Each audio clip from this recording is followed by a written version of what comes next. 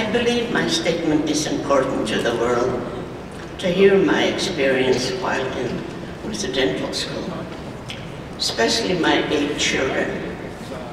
I am not on good terms with my children, only 4 of them. I have very little education. The experience I got was no good to me, as I only had grade 3, grade 4 level of schooling. And when I started school here in Edmonton, they put me back to grade 3. I had a hard time going to school because I had missed so much school, as my mother and my stepfather were out a lot. They had 1 baby boy. They went out drinking and did not come home until Saturday night, and then party at our home. Come Monday, she cannot get up to look after the baby. My mother was in residential school as well. She and my Auntie Marie had gone in the Lacombe area. These questionnaires were in the folder. What do you recall about your life before residential school? I had a good teacher of my grandmother. She taught me how to live a good life, to work good, and to listen to every word I said.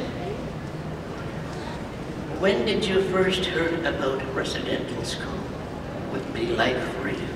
I never heard about the school. I was only 7 years old when my father died in 1939.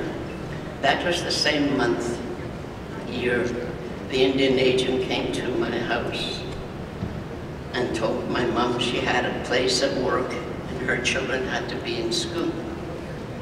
What type of typical day at the residential school would be like for you? We would line up for cod liver oil to take. Then we would go downstairs to eat. Cold, hard porridge with 1 slice of bread. And not able to talk to my brother who was in the room at meal times. My mother was not allowed in the building.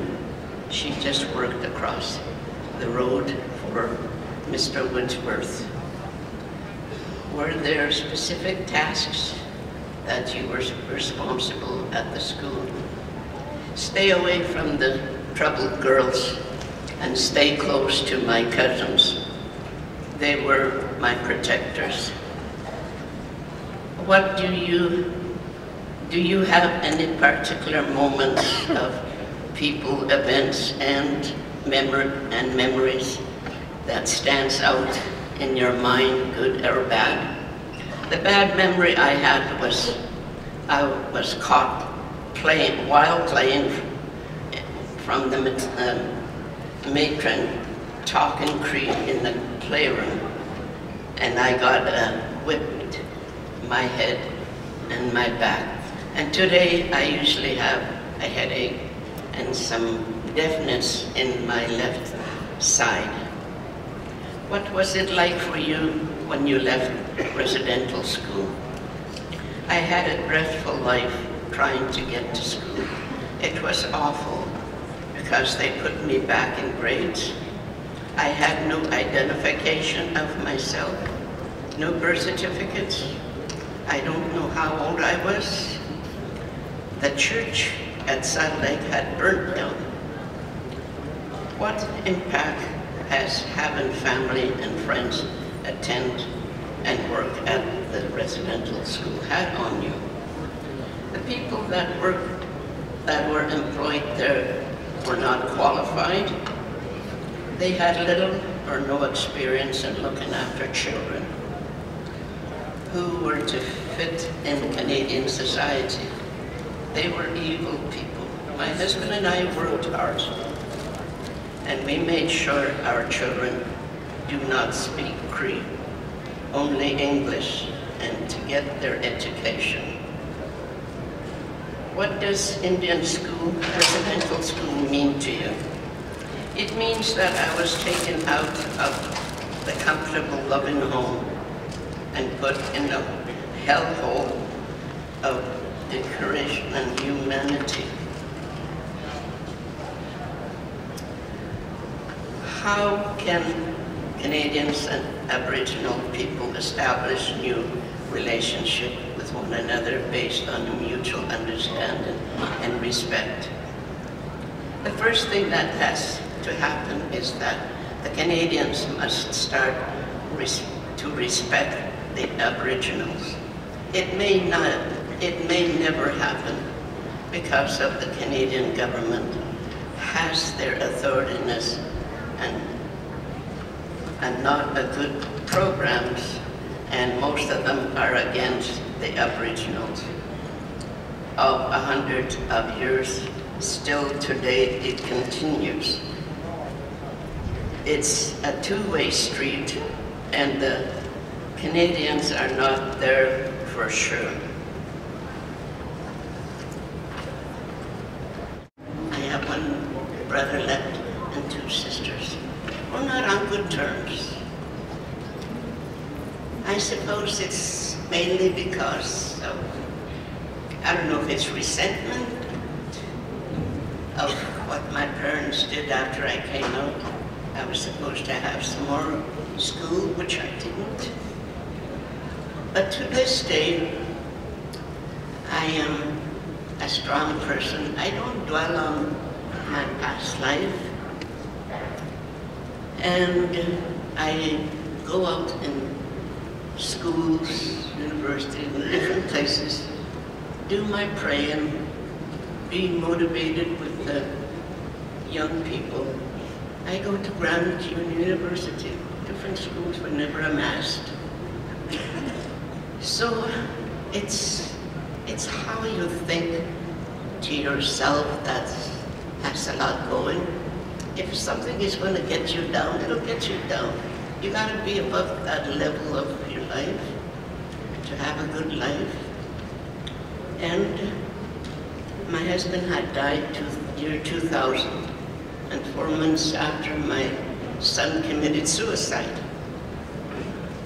I suppose maybe that's part of the trouble I have with my children, I don't know. But during the lifetime, I picked up 6 adopted children, 4 women and 2 men. They're still in my life. Their children are my grandchildren.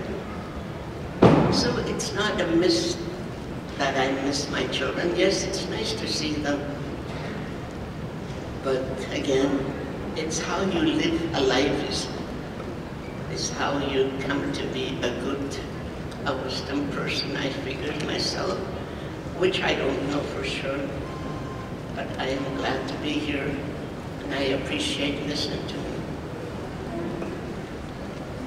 And I wish my children had been here, but they're not, how would you say, they're not connected with me. And my sister lives out of town, and one in Europe, and one of them, well, my last brother just had a knee surgery, so he couldn't come out. But I have my niece with me. They practically lived at our house. And my husband was through our residential school as well, but as a day school, I guess what you'd call it. But again, I had a good husband, and that's what, 13, 14 years ago. But I just about had a breakdown after my son's death. That wasn't predictable to happen. And come home and find him in my trailer. It was something that just about put me out. As I say, I learned to live with it and to have good friends that were with me. And today I've traveled to Europe, I've traveled to Hawaii, I've done a good sense of life. And I appreciate what you're doing for all the people, and to be able to gather us in good faith and to be able to have a good life. As I am 81 years old, I don't figure that I have much longer in this lifetime, but I'll try and make a good use of my life. But as they say, I have prepared my leaving the world. I've been willing my stuff. I used to do crafts. I've given away. I've given up everything. I'm retired. And I am happy to be here. I appreciate your time with me.